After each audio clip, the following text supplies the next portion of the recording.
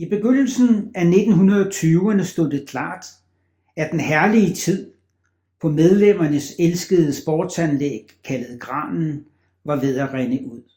Kommunen, som ejede jorden, opsagde lejemålet i 1925, men den situation havde klubbens bestyrelse forudset.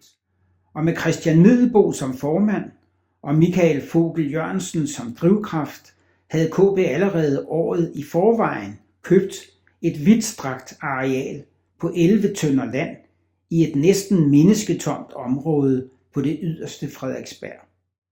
Peter Bangs Vej var endnu kun en smal grusvej, og herude i næsten landlige omgivelser havde klubbens ledelse en vision om at anlægge et sportsanlæg med rigelig plads til alle 3 boldspil, og hvem ved, måske også med plads til en indendørs tennisbane.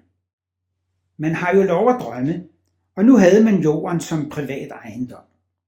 I de første år var det imidlertid mest de blommetræer, som voksede på grunden, medlemmerne havde glæde af.